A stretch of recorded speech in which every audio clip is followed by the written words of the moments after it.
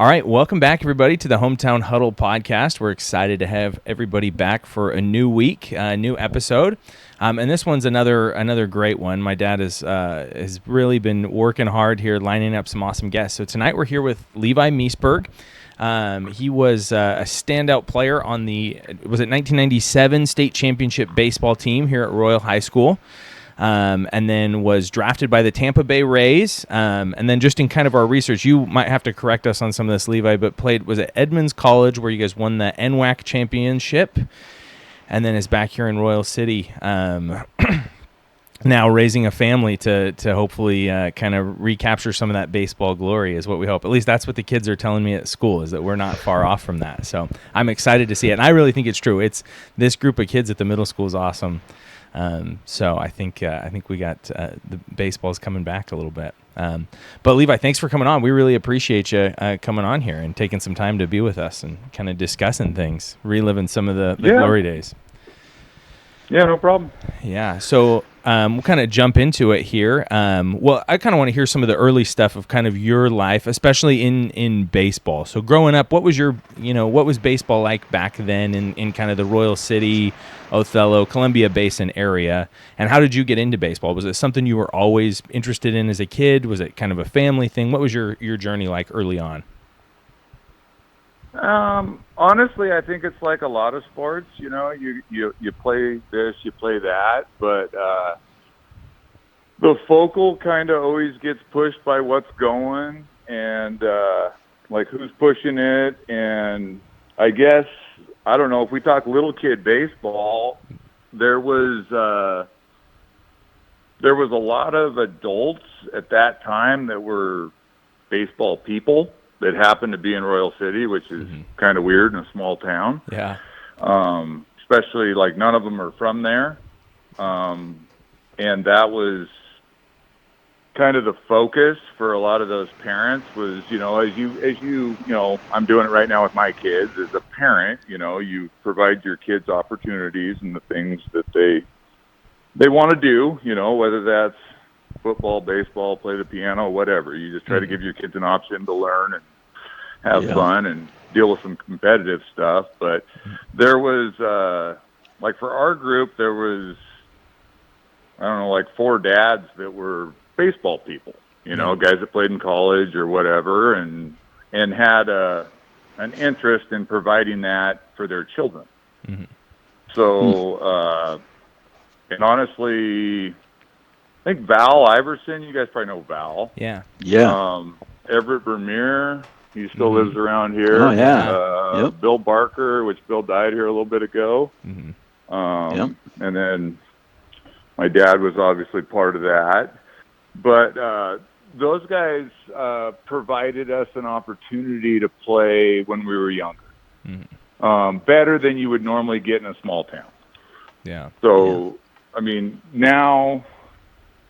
nowadays you kind of have to go figure it out, but there was enough of us that were willing and good enough, I guess, and we played like we actually played like half-ass travel ball when we were little kids. Yeah. And Dad always hated it because Dad's like, you guys are kind of the farm team, you're not good enough, but we're going to throw you against the wall, and if you want to keep fighting, we'll keep throwing you against the wall, and eventually somebody will actually play that'll be better, and you guys go play better. Mm-hmm. And that's kind of how it worked out, but it was like, and it's a lot of guys like Aaron Christensen, he's still part of all the football stuff. Yeah. It was kind of realistically like similar to the involvement there is in football now, with a huge amount of parent involvement, from the grid kids all the way up, which is what essentially creates, quality teams on a field again and again and again, because there's an expectation and there's some care. It matters. Mm-hmm. And so, I mean, realistically, if you look at that, you could really kind of go back to like those guys that were just doing their part as a dad, so to speak, and but they did it a little better than most. But they had a little better knowledge than most. So the kids, like in my age group, were just fortunate to be in that age group with a few guys that knew what they were doing. Yeah. Stars kind of aligned there with dads that were involved and had that knowledge. That's awesome.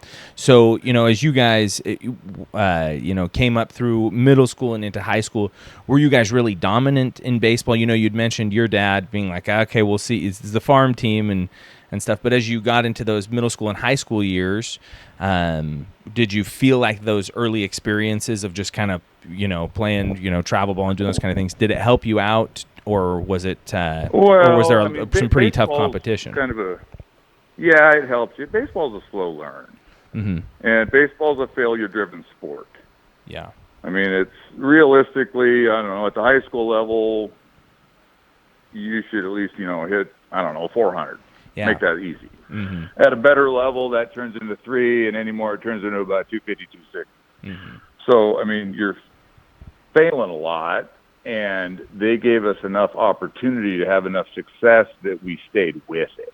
Yeah. Where a lot of kids, it's hard to pick up baseball late. And sure. We played a lot when we were younger, and then some more than others. But even some of those guys that didn't play as much as you got into high school and stuff, they were still really productive on the high school team. And I mean, realistically, I don't know, to single A baseball, if you can play the game better than the other team, doesn't matter what level you're playing, you can pitch it better and you can feel the routine ground ball and catch fly balls and put a ball in play and not strike out too much, you win a lot. Yeah. And I mean, that sounds simple, but it's hard to do. Yeah. No, that's what I was having a discussion with the kids today at school, and they were asking me that, like, what's the most, what's the hardest sport mentally, physically, and we talked about it. I was like, I don't think a lot of you guys don't understand, just skill wise, baseball, of just being able to pitch, like having, if you have a few good pitchers and you can make contact, like baseball, just hitting a round ball on a round bat like that. People don't realize, a good high school hitter, if you're batting 400, even 500, more than half the time you're failing. In high school is just, that's run of the mill. Yeah. And so, but it's good enough to be productive at that level. Yeah. So it's really, it sounds simple, but it's so hard to do. When you were and as you got into high school in those years, who were some of the guys in your class that were, that you played with, just kind of that maybe would still be around that people would know, or guys that you were friends with? I'm trying to paint the picture here of what this team was like. Well, here's a weird one. I actually wrote some of this stuff down because I was nervous talking about this. Yeah. No, that's great. That's great. But, so if you roll through the guys that you played with, what do you got? 1, 2, 3, 4 of those guys played college baseball. 2 of those guys played college football. Yeah. Of the 9. Yeah. So who all went on to play college baseball? And the 2 guys that played football, one of them could have played baseball, and the other one probably could have played baseball. Yeah. He'll get mad at me for saying this, but I think he could have. But it, so like guys like Aaron Christensen. Yep. Travis Vermeer, and Travis ended up playing at Skagit Valley, and then decided he played baseball, Travis? Yeah, he played at really? Skagit, and then Jeremy Iverson. Where'd Jeremy go? Did he go to Eastern Oregon? Falls. Yeah, he went to Eastern Oregon. He won't get mad at me for saying this. He went to Spokane Falls. Jeremy was a uniquely good outfielder, like turn and run kind of guy. Yeah. I mean, I played for a long time after that, and he was good. He went to Spokane Falls, played well, dove for a ball, had a shoulder injury from football, redid it there. Oof. It wasn't able to put back together. And it was kind of one of those deals where I remember he DH'd a bunch his sophomore year, Spokane Falls JC, so 2-year gig. And he's like, oh, I could keep playing, but I have to go to Eastern Oregon. I'm like, what do you want to do? He goes, well, I kind of want to keep playing. So he went down there and played for 2 years and hit every day for him and played in the outfield till he had to make one throw and then DH'd the rest of the time. Because he blew that up. He was way better than Eastern Oregon. Yeah, but just that nothing against injury. Eastern Oregon, but yeah. And then who else was on? Oh, Mitch Barker. Mitch Barker. He went to Lower Columbia, and then he played at Central. Okay. Played center field for Central for a couple of years. And then who else is on that list? Jed Ordinaire. Jed ended up going the football route. And it'd be like Grant's uncle, for those of you guys who are listening. Yeah. And then who else is on that list? I think that's about it. Yeah. But some serious. Honestly, one of the biggest deals was Kellee's cousin, Brian Anderson, moved here. And he came from Yakima and already knew how to play. Oh, nice. Because he came from Yakima. They're playing all the time. You can either poop it or you can hit a baseball in Yakima, or you figure out something else, I guess. Yeah, they're playing something all the time. Yeah. So, obviously you guys had quite the team athletically and baseball skill-wise. Was it, so I was just I go through the old newspaper archives and stuff. So, was Kai B, it sounded like they were were they the defending state champion that year? Is that what it was? Or were they, was that wrong? Every year. Yeah. So that was, in that time, Brandon Jinks, you guys know Brandon. Yeah. So I think they won in 92 or 93, I think. And then Kai B won every year after that. Oh, wow. Until we did. And it was pretty much like if you could get through our league. Yeah. And then get through a regional, you won. Yeah, it was somebody coming out of our league. So basically, you were playing against Connell, and you were playing against Kai B, and you were playing against us. Yeah. Connell at that time had Tony. Tony was on that team, James. Yeah. Tony ended up playing at Snow, which is now, BYU, Idaho, or whatever. They changed the name. Not Snow, Ricks. Ricks, yeah. Ricks, yeah. Yep. Yeah. I don't know how they get kids to go to Rexburg, because I went there once. And I don't know if I'd ever Yeah. Yeah, it's a little... Unless you have a ranch there, I'm not sure there's a reason to go there. Yeah. It's cold. Yeah. There's nothing there. It's wind blows all the time. Yeah. Maybe that's why they go there, because once you're there, you can't get out. Yeah, you're stuck. You're stuck. You might as well get a degree while you're there. Yeah, that's right. You could have built a college on the North Pole, and it probably would have been better. Yeah, no, it's true. It's funny, Rexburg. Sorry for those guys who went to. No, it's funny. My wife went there and graduated from there. But I said the same thing. I'm like, every time you go through, it's. It's cold in Provo. You got 13 mountains within 40 minutes on a bus. Yep. Every day. Yeah. But Rexburg's just frozen all the time and windy and But so Levi, who was the coach? Was Clamford the coach? Yeah. Jim Clamford, which Jim. He was a good baseball coach. He was from a basic baseball and from a pitching standpoint. He pitched at Central, and he understood how to get people out. And then honestly, probably for us, for that group, that probably made us better than we would have been without. Lauren Sandhop, who's the AD in Moses now, I think. Yeah. Wow. And it was more, how the young blood situation, he was first teaching job, just got done playing baseball at Central, middle infielder guy, firm, and not nice in a good way. Made you do what you needed to do. Mm-hmm. The kind of coach you like later, because if you like the coach when you're playing for them, they're not doing a very good job. Yeah. If you like them after, they probably did a pretty good job. Mm-hmm. And good point. And he was, when you think about all the coaches you play for throughout your life, the ones you like during, what they do for you. Yeah. Be your buddy. Yeah, it's true. You want a friend by a dog. You don't need that. You need somebody that's going to get more out of you. Yeah. So Sandhop was the assistant coach? Is that what he was? Yeah. Huh. And so you had a good group.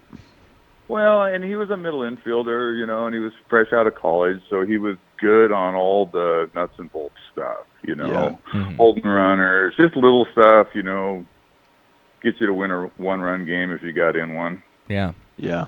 Kind of deal. And, just baseball stuff. But, Yeah. yeah, they were, and him and Jim got along, I think, good. Yeah. Somewhat. Yeah. Good enough. Yeah, good enough. Yep. For sure. So going into your senior year, were you thinking potential state champions? What was the feeling? Well, that that point? was kind of the goal, I guess, if you want to call it a goal. It was an outcome if you played correctly. Yeah. Yeah. But it was more or less, can you get through the same two people? Mm-hmm. Whoever wins amongst those three is probably going to win. Yeah. And then it laid out different. I don't really remember this. Somehow we played Kai-B at state instead of before. Mm-hmm. Yeah. And I think we played Connell to get there, if I remember right. Yeah. That's what when I was kind of reading through things, I think it was, Connell, and then Kai-B was like the semifinals.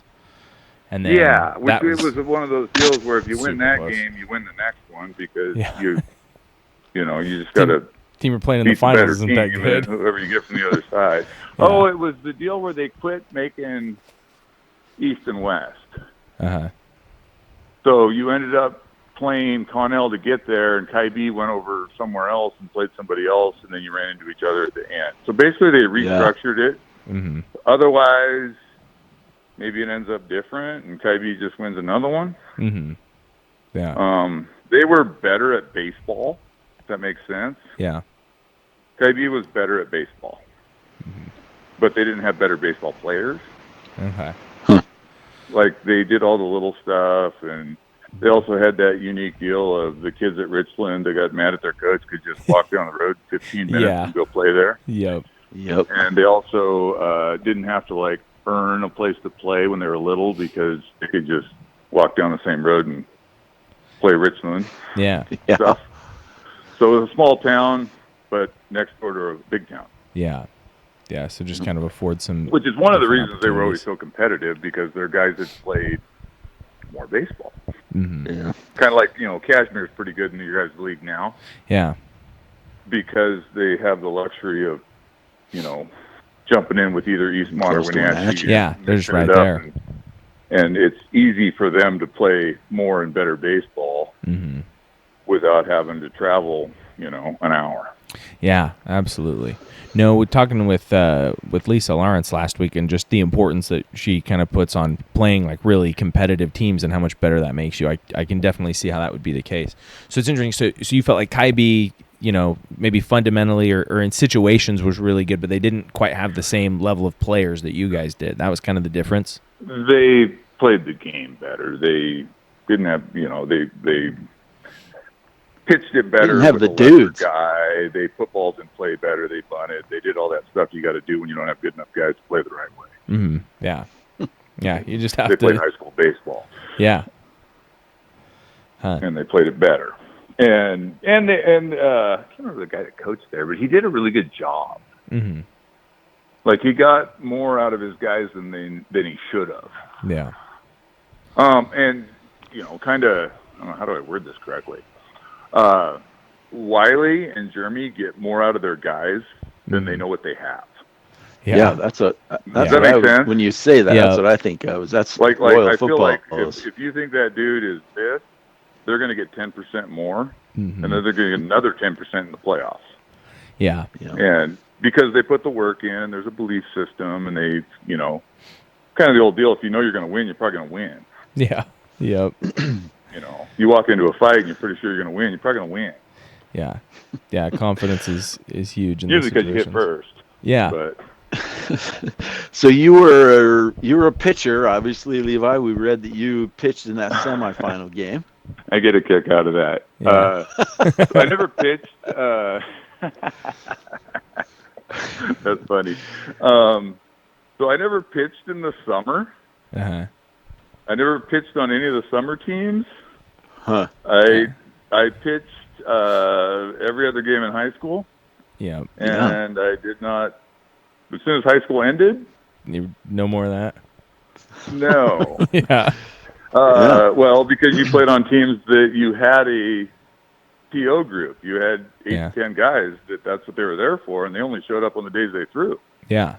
Yeah. They just pitched. But in high school, if you throw hard enough, even though like it's straight as an arrow, and like I would love to hit off myself Yeah. because Yeah. you couldn't ask for better.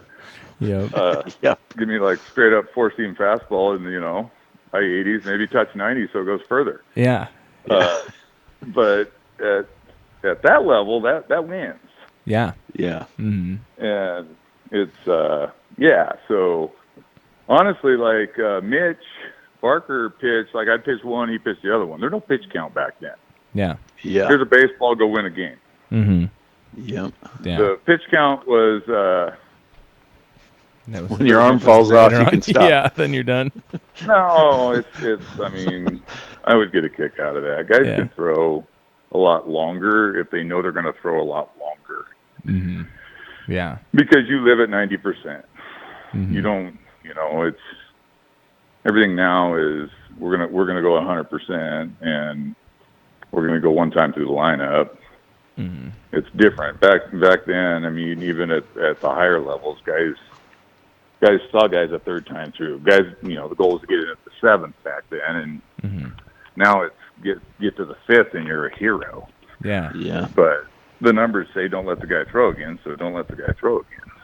Yeah. Get a little bit analytical. So what was your first choice? Outfield? Is that what you? That's where I ended up. Mm-hmm. When you're a little kid, you play. I don't know. When you're a little kid, you catch, you pitch, you go play short, whatever. Mm-hmm.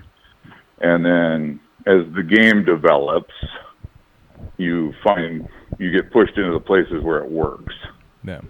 And so that was why, like, I brought up that Brian Anderson kid that moved here. That was awesome because I remember, like, high school baseball.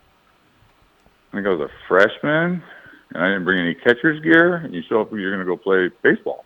Mm-hmm. And Jim Clanford said, you bring your gear, you catch. Like, I don't catch.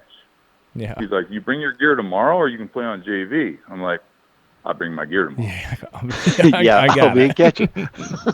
And I caught every game for 2 years. Oh, wow. Yeah. Like, every game we played, I caught. Yeah. And we had good guys. Mm-hmm. Like, it was actually fun to catch. Yeah. It was, like Grant's dad, Jake, ordinaire. Mm-hmm. Like, Jake was good. Yeah. Like, left-handed, like, three-quarter slot, like, good. Yeah. And who else was there? Mike Larson. Mike went to YBC and ended up playing at Pacific. Wow. Dusty Tyler, some dude nobody's ever heard of that won a whole bunch of games in college because he was left-handed. Huh. And, yeah, he was all-state twice, I think. Wow. Nobody ever heard of that guy. Yeah, I've never even heard that name. That's funny. You never heard that name, have you?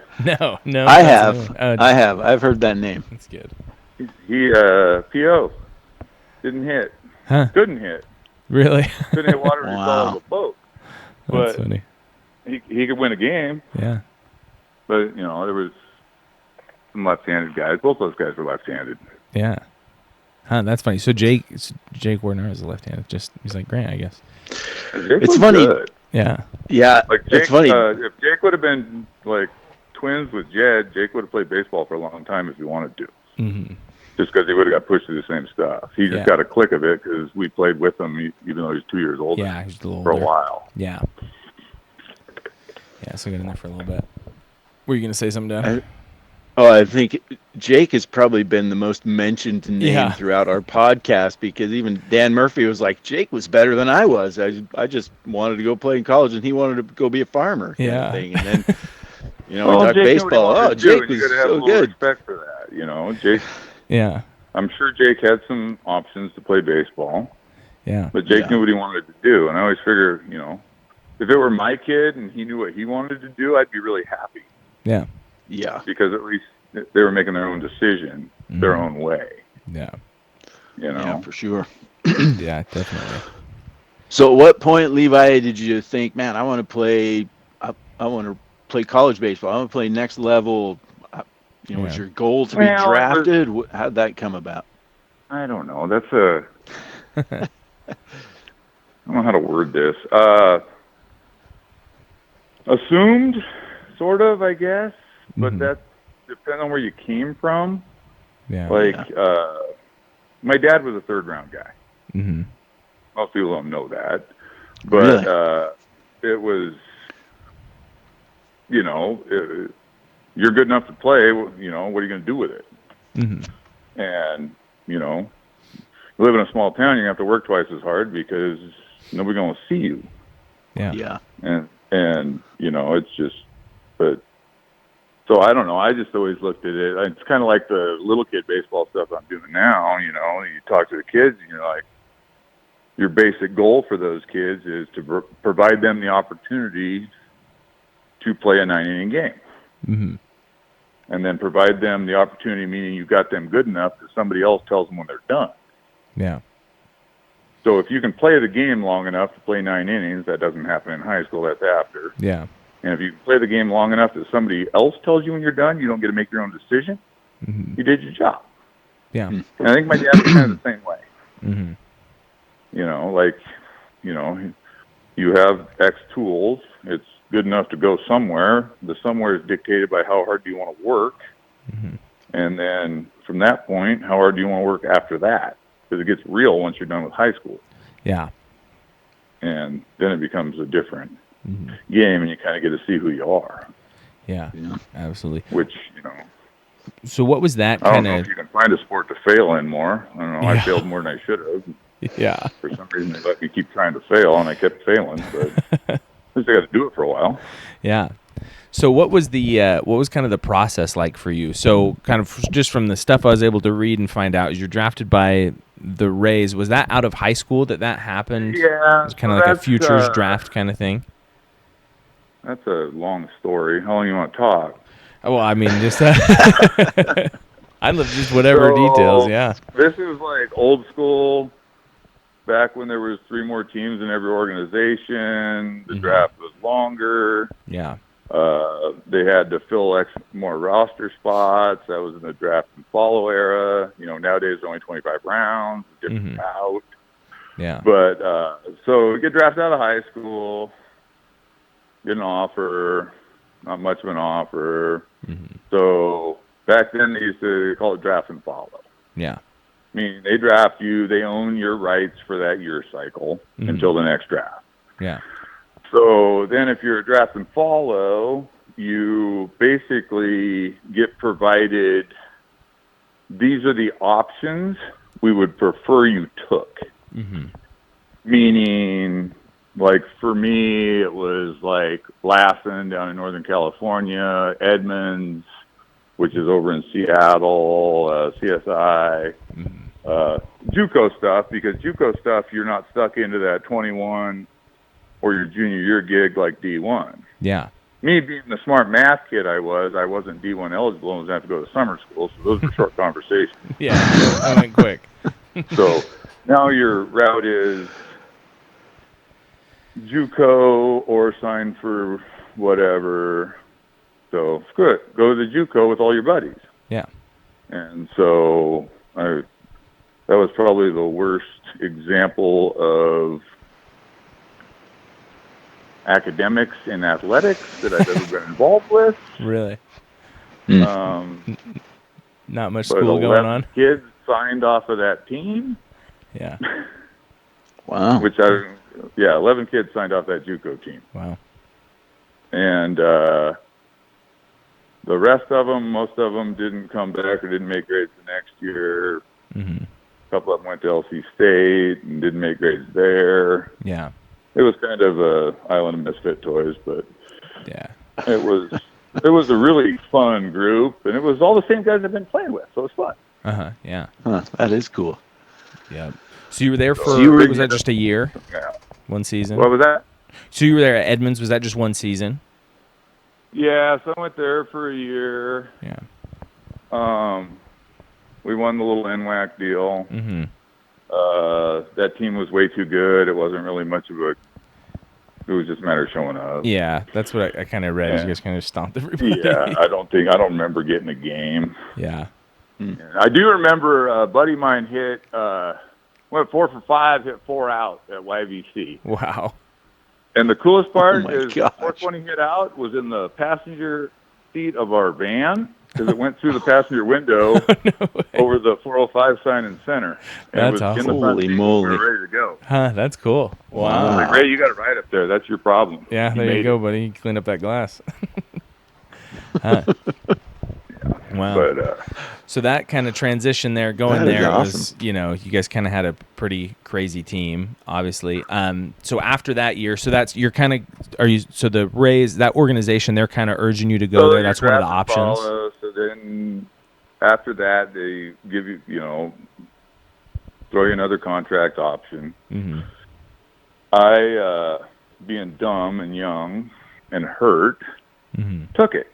Yeah. And figure, I'm hurt, this sucks, I don't know if I want to do this anymore. So take the money, take the 3 years of free school with the money, and go play. And at least I got something out of this, and I got 3 years of free school on the back end plus some money. Yeah. Ended up 90-day void.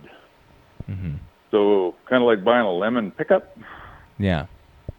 So I had 100% stress fractures, both sides on the phalanges at L4 and 5, and one side on S1, and been playing that way. Oh, wow. And ended up 90-day ruled. They don't give you any money. They take your money back. They void your contract. Wow. Whoa. So then I'm like, So was that do injury from a specific incident, Levi, or was that just over time wear on your body? So that's not a weird injury with, I'm trying to figure out how to word this. That's not a weird injury with, like swinging a baseball bat, swinging a golf club, tennis, rotational stuff, because everything lands in your core. They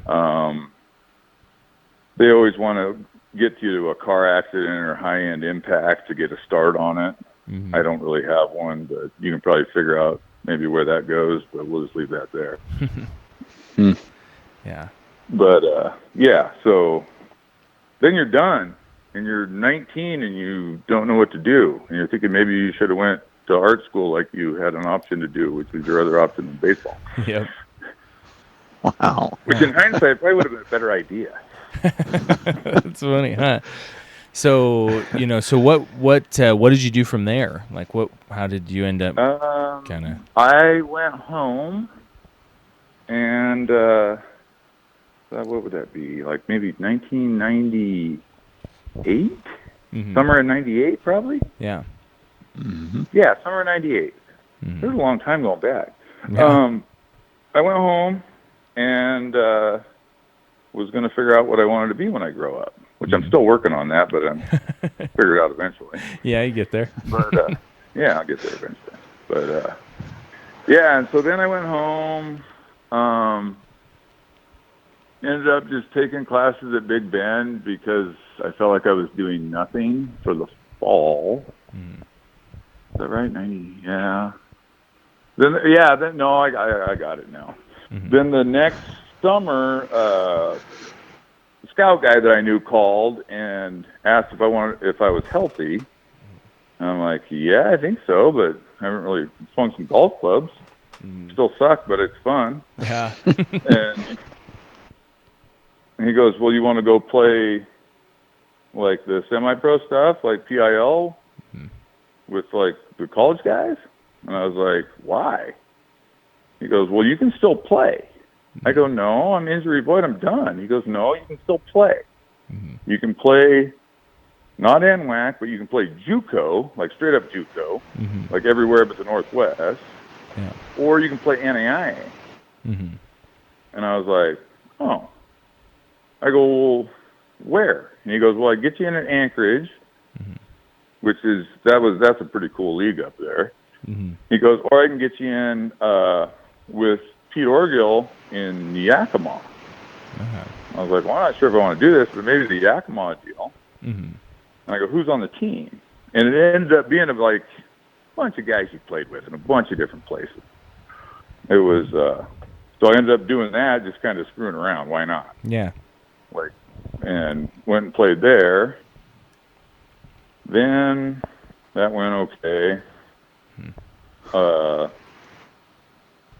Had options to go to LC, Point Loma, Oklahoma City, NAIA schools. But the problem with the NAIA deal, if you're an injury void, you have to go to the school, pay your own way for a year. Oh, okay. Then go in front of the board, and then they have to grant you eligibility, which they're most likely going to. Yeah. But you have to go a whole year cycle, practice, do everything, but not play. Basically, like kind of a redshirt situation. Oh, wow. Okay. And then go in front of the board and off you run. Mm-hmm. JUCO, you can just walk in the door and play. Yeah. Well, this is all like late. So you'll play this, and all of a sudden it's August. Mm-hmm. And like, what are you going to do? And so CSI, which is down in like Twin Falls, which is actually a good JUCO, I was going to go there. And on the way down there, Treasure Valley guy, which I never even heard of Treasure Valley, called, and I was like, where are you? And he's like, Ontario. I'm like, dude, I'm not going to Canada. Yeah. He's like, no, it's in Oregon. Yeah. And I was like, what part of Oregon? He's like, well, where do you live? And I'm like, well, I'm on my way to CSI right now. I'm going through Tri-Cities. Mm-hmm. I told Boomer I'd come. Boomer said he didn't have any money. He said I had to earn a job, but I can earn a job. I'll figure it out. Yeah. He's like, well, I don't have any money either because it's August. Mm-hmm. But if you want to, I got pictures coming in, and I'll work you out. I'm not guaranteeing anything. Mm-hmm. I'm like, well, where is it? And you have to drive right by there. Yeah, it's On like that right road. on the way if you're going that to Twin Falls, like from. And Tri-City. so I stopped in there, and they had some pictures. They were filling like one last spot. Mm-hmm. Let me head off them a little bit, and magically he found room and board and tuition. Oh, nice. And so I didn't go to CSI. Yeah. I stopped at I think I'm Treasure good Valley, here. and it was actually like coaching-wise, probably like the best dude I ever was around. Mm-hmm. Mean little Canadian guy. Yeah. And he's the guy that restarted Boise State's baseball right before COVID, and then COVID killed it. Yeah. Huh. Like he wasted 2 years of his life and dropped a Double-A coaching job to go do it because his wife's actually an admin at Boise State. Huh. Yep. And COVID just kind of. Yeah. But anyways, it was. Yeah, so I played there for a year, and then because I'd already was an injury void,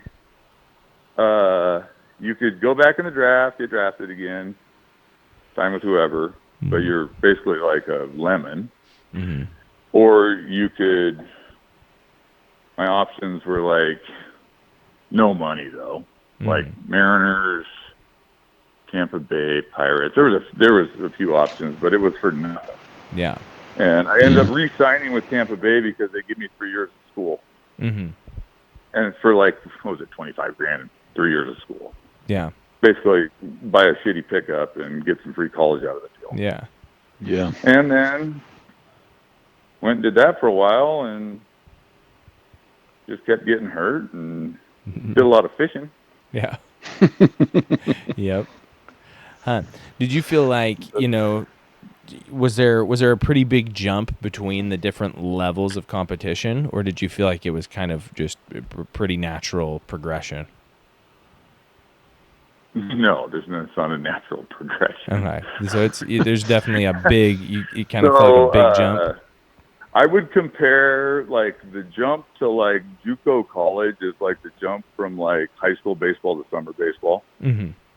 Uh-huh. Meaning, summer baseball, you got one or two dudes off every team that are the best guys. Yeah. Versus high school baseball, you have one or two dudes. Mm-hmm. Like say you were pitching in high school, you really got two or three guys to get out. The rest of you, they're going to beat themselves. Yeah. Or you can just beat them. Mm-hmm. Summer baseball, the only guys that you had to get out are hitting 8-9 mm-hmm. in a lineup with better in front of them.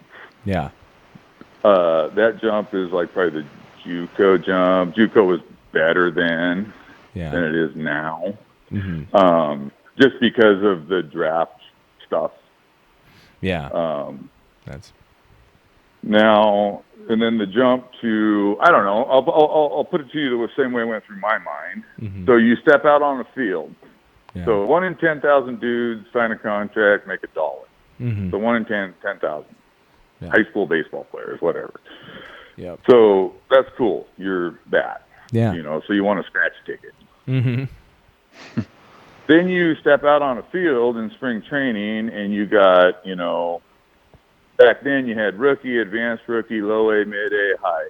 Mm-hmm. If you're there early enough, the high A guys are there still. If not, there's 4 teams standing on a field. So say there's 100 dudes out there standing on a field. Mm-hmm. It's a 2.7% success rate. Yeah.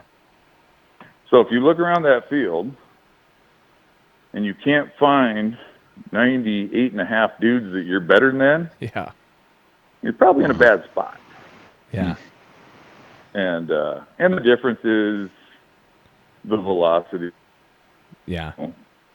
Are different. I mean, I don't know. Me personally, it would have been cool to play healthy just to see. Mm-hmm.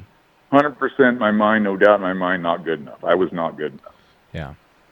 But it would have been nice to hang it around for real for 4 or 5 years like most of the guys I played with did and see where you stood up. Yeah. Instead of play 10 games, go to rehab for a month, play a few games, go back to rehab. Mm-hmm. You know. Yeah. Rehab That's tough. hurt, not the kind of rehab, the other kind. Yeah. Yeah. The kind of physical. There's rehab. that kind too. Yeah. Yeah. Yeah. So just those kind of injuries and stuff. Just. Yeah, like I never played healthy. Mm-hmm. Probably since high school. High school. I was not Yeah. healthy in summer of high school. Really? Yeah. So since then. So I never played healthy in real. Yeah. And it would have been cool to play healthy for a little while. Mm-hmm. 100% no, it wasn't there. Mm-hmm. You know, you got around guys where it was there and you weren't that guy. Yeah, you could tell. But you could have hung around for a little bit. Mm-hmm. Yeah. Huh. So obviously, But I Levi, wouldn't you have learned made. every bank fishing place in the Tampa Bay area. Yeah. There you go. Be the expert. I was gonna say, you finished up your baseball stuff. Come back to Royal. I've been in your, I guess you could call it garage / shop at your house. Aside from the fact it looks like a fishing and hunting store, you've got batting cages in there. You're obviously still a baseball guy. What's your involvement at this point in baseball? I mean, you're coaching teams, you individual instruction. What are you doing? So here's my deal. We live in the middle of nowhere. Mm-hmm. So where do you go if you want to hit? Where do you go? Yeah. So if you got a kid that likes baseball and he wants to better himself at it, where does he go? Yeah. So I fell in the same boat with my own kids. Like for me, we never had a cage at my house because Marlon Drake, like the old folks place down here below my house, Mm-hmm. he had one. And he had a jugs machine and he went down there. Wow. Yeah. Or you went over to Doodah's deal in Quincy, or you went to like Stottlemeyer's down in they had one in Tri-Cities, one in Yakima. Mm-hmm. But you had to go somewhere. Yeah. So I'm sitting there going, well, I need a place to put some boats. Mm-hmm. And I can probably, just make this bigger, and the diesel I'm burning driving kids around, if I didn't have to drive anywhere, this is free. Yeah. Yeah. It's a little bit more of an investment now. So it's just basically a place to work, you know. Some people have a weight room, some people got a little golf simulator. Mm-hmm. Some people, got a lap pool. Yeah. Yeah. So, and there's a lot of kids. Like it's my deal's easy. I'll work with you if I feel like it. If I don't, I won't. Doesn't really matter. Doors open. Yeah. Push a button, turn a machine on, hit. Door's not locked. Don't lock the door when you leave. Yeah. If the door's locked when you come back, you might have done something wrong. Yeah. Door's never been locked. Yeah. So that's just because, I mean, well, right now, there's, I don't know, there's 3 kids out there right now. Oh, yeah. nice. There As we go. speak, there's Getting by people the out there. cars. hitting The them. bummer is they're not Royal City kids, Oh, really? but on the upside, they're kids that are doing pretty good. They just live Yeah. on the other side of the lake and Yeah. play for that school, but they're good kids and they're doing work. It's just a place for kids to do stuff. Yeah. And the cool thing now is with all the machines and like the tech drives me nuts, but it's kind of cool. Is it creates measuring sticks and it sets a bar to where you know who you are or who you aren't. So it's I don't know, it's fun. The kids have fun with it. Yeah. No, that's Let's see, when Gives them I was purpose. there, Levi, Jill Allred was in there. So you're set. There's set a up for lot of fast pitch softball too. Yeah, those big grapefruit looking things. Yeah. Called a softball. Yep. Yeah. Well, it's I obviously actually paid off like for. fast pitch. I think it's cool. Yeah. Other than the game is the same. Other than the leadoff and holding runners and stuff, like the catcher aspect of the game, everything's shorter and closer, so it's more of a one-step route. It's quicker, but the pitching is the frickin' moon to me. Yeah. Yeah. Like Lily's like, I want to pitch, and I was like, I don't think I'm gonna be able to help you with this, Lil, but I'll stay here and catch. And you can yell at me, but I have no. This is completely upside down, backwards. So different. Yeah. Out. It's like, how do they do this? But hitting it's very, other than the slap stuff, like all the pushy bunt stuff they do, it's the same as like if you don't have kids that can hit a baseball, you got to do that same stuff with them. Yeah. And but if you get to like viable like 3, 4, 5, I'm going to lift a softball. That swing is very similar to hitting a baseball. Really? Yeah. It's just a little shorter, but it's the same. Yeah. Yeah. You know, the angles and the degrees they play with to get lift are slightly different, but they're essentially the same. You know? Yeah, similar fundamentally. Yeah.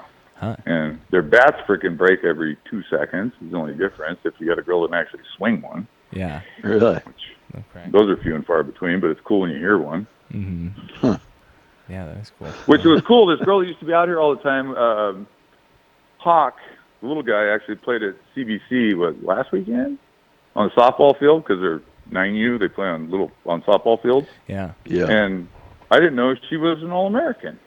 Oh, wow. Jeez. And she hit 38 out there 2 years ago. Huh. Yeah. Which is a lot. Yeah. And she made noise. You could hear her outside. Yeah, you're like, that's a... Like you didn't have to go inside. Like you're like, yeah, that sounds different. Yeah. Sounds real. On a different level. Huh. Which is cool. Yeah, that is That cool. is pretty cool. Girl. Yeah, that's awesome. I didn't realize that was kind of what you were doing there. It's just, what a cool opportunity. Well, I she think, for would some come of out the and kids. babysit the kids. Oh, and yeah. then hit. And then you're like, there you go. Yeah. Wow. She's from Mose Lake, and Yeah. Mace was playing with her cousin or something. I don't know how it came about, but I didn't realize I don't follow.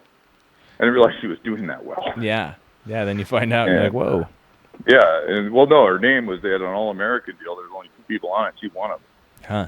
They've been playing That's softball crazy. there since like 1984. Wow. That's So, impressive. Yeah, it's a very short list. Yeah, not very long. Just a couple. It's not even a list. I think you have 3 to call it a list. Yeah, yeah. Yeah, it's a pair. Huh. Wow. So Levi, you have 3 kids or 4?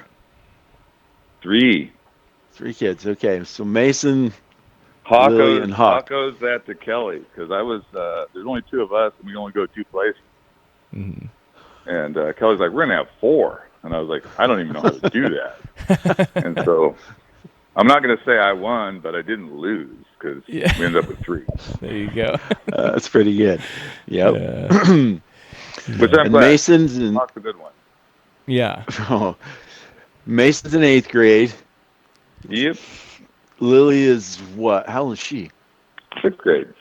Okay. 6th grade. Okay. And Hawk must be fourth, somewhere in Hawk's there. a 3rd grader, Third grade. Third Okay. grade. Okay. Nice. It's which funny is a when we're. project in itself. You were there not too long ago. Yeah. Oh man. Yeah. So when we had the Wardenars on here talking basketball, a month or two ago, it was funny. Wade, he was pretty confident that he could take Grant. Yeah. So what's does Oh. Hawk? Does he have that confidence too, and think he can outdo Mason? Hawk's pretty quiet. Hawk's kind of the guy that's going to wait till you're sleeping and then beat you to death in your bed. That's So I There guess you it's a go. quiet confidence, maybe, or uh, possibly, I don't know, maybe Criminal Minds-ish. that is awesome. I'll tell you who's That's pretty confident though good. is This might bite me. Mason. You're recording it if that comes true. Yeah, maybe. Yeah. Oh no.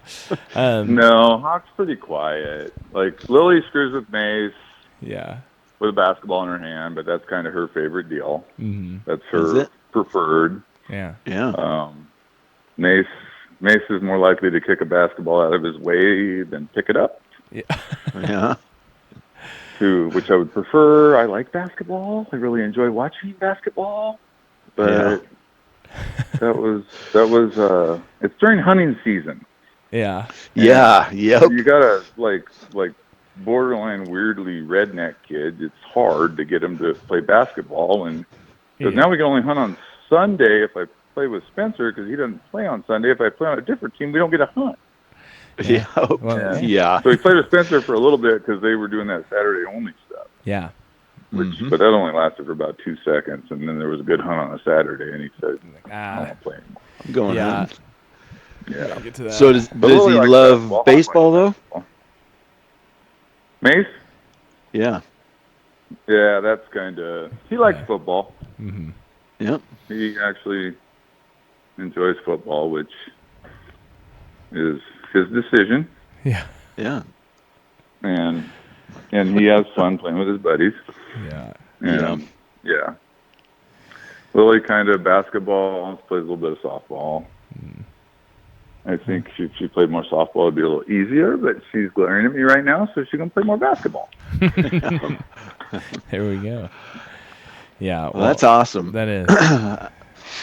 That's Chloe used to babysit your kids occasionally. She always loved coming to your place. You had good kids.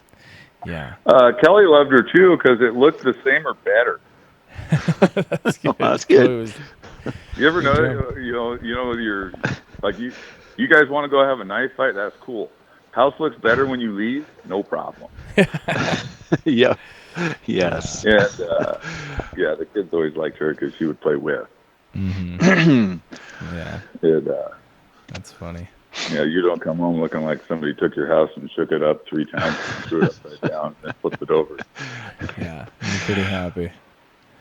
Well, that's great. So now, Levi, gosh, you're back to Royal. You're, Mardon Resort. Your life probably revolves just as much around fishing as many things. It was funny when I asked you to do this, and Greg was there with you, and he's like, "What are you going to talk about? You going to talk about fishing? You talking about hunting? You going to talk about baseball?" You're a man of many talents, and it's funny. Talents, but hobbies. Yeah. No, it's talents. I've been around you enough. It's talents. I'm always very impressed. I tell Katie now with construction stuff, if I have questions, I'm gonna start calling Levi. You've been around that Don't a lot call too. Yeah. Well, if That's you deal great. with enough pain in the ass stuff, you figure something out once in a while. Yeah. Yep. I'm trying. Well, it's the old deal. If you're gonna do it half-ass, at least do it all out. Yeah. Yeah. Yeah. When I was talking to Katie, she's like, "Man, you could have, Levi and Marilyn together on here and talk about fishing stuff. And I mean, you guys do everything down there at Mardon Resort. You have bass tournaments, is that right?" Yeah, in the spring and early summer, and then it kind of turns more into like family camping once school gets out. But well, seasonal business situation. So you got to find ways to make money on the shoulder season, or you don't have enough money to do your hobbies. Yes. Yep. And the summer stuff kind of takes care of itself, so to speak. But whatever you can do to increase business, basically like March, early April, and then again late October, November. Yeah, those times. And it's just, I don't know, we've been here for, man, 1972. I'm not even that old. Mm-hmm. Yeah. I feel like it, but I'm not. Yeah. Well, it's funny, people, you say you're from Royal City and they've never heard of Royal City, but if you happen to, in conversation, talk about Mardon Resort or Potholes Reservoir, they've heard of that. We had Caleb's roommates over, this has been a few months ago or something, and Connor's never been to Royal City, but as soon as he came to our house, he's like, "Hey, man, I used to go camping when I was a kid right down the road here." Just know where Mardon is. Yeah. Probably better known once you get 30 miles from here than within 30 miles. Yeah. That sounds that's very true. Yeah. But I don't know. You've been in the same place doing the same thing for a long time. So if people are hunting minded or fishing minded, especially bass fishing, because like Potholes gets ranked like best lake in the Northwest pretty much every year. And it's not like, honestly, in my opinion, I wouldn't put it the best. It's just the best always. Does that make sense? Like, I'd rather go to Coeur d'Alene at this time of year. I'd rather go to Roosevelt this time of year. I'd rather go to Moses at this time of year. I'd rather fish the lower river, or the Wallula chunk. But like day in, day out, Potholes, you can kind of fish how you want. Does that make sense? Like you can catch fish how you want to catch fish. Might not be the best way. They might not be the best fish, but you can catch them how you want to catch them. Where other places you're forced to fish in certain ways, just because it's a really weird lake. I mean, there's not too many places you flood sand dunes and then have growth and then have rock on one side. And it's really not even a big body of water. It's only like 28,000 acres, so it's by reservoir standards, it's not very large, but it fishes big. Yeah. Because you got 9 million islands, which make a lake larger. Yeah. From a fishing standpoint. So, and then the hunting stuff, like between like here and basically here to Umatilla, this whole central basin, south basin, from a waterfowl standpoint, is huge. One of the best areas in the world. Yeah. Mainly just, you build a dam, and then you shortstop the Pacific Flyway because of it, Yep. Tule Lake, California, they lost, 70% of their birds as soon as this reservoir went in, and doing this in the river and all that stuff. And the ag's the reason, food, which now has turned into white geese, which kind of sick of white geese, but not as sick of those geese as farmers are white geese. Yeah. Oh man, they'll destroy a field in a hurry. I just get annoyed when they don't play right. They're not eating my crop. Yeah. Just my patience. Yeah. Well, that's good, Levi. You're a man of many talents. You really are. We sure appreciate it, and this has been fun. Yeah, it has. We thanks a lot for taking the time out to talk to us, and I thanks also just for the opportunities you're providing for the kids to get out there and kind of improve their skills. I think that's awesome. It's fun for me as a middle school teacher, and just one of the best things about living in a small town is a lot of the opportunities, and I think people like you having a setup like you have and providing that kind of open door for kids is awesome. I just that's they got to have a place to work. Yep. Because if they're doing that, they're not doing anything wrong. Yeah. Yep. And I mean that's kind of the big picture, isn't it? Yeah. And if a kid's willing to work, he'll probably figure it out later in life when he has to work for real. Yeah. Yeah. I think that's huge. The kids kind of learning to do that. So, well, we will, we'll kind of wrap things up here, but, thanks everybody for tuning in this week. We appreciate you, again. It's always fun for us just kind of seeing the different comments and things that people leave. So if you have any, comments or suggestions or whatever, email them to us, text us, leave them on the podcast, different things, and subscribe so you guys can continue to see when we upload every week. Next week, again, not totally sure. We always have a bunch of ideas, so eventually we'll kind of get in the process of where we have an actual episode planned for next week. But regardless, we will have one. We're kind of on a schedule now. So thanks, everybody, and we'll see you guys in the next one. Bye.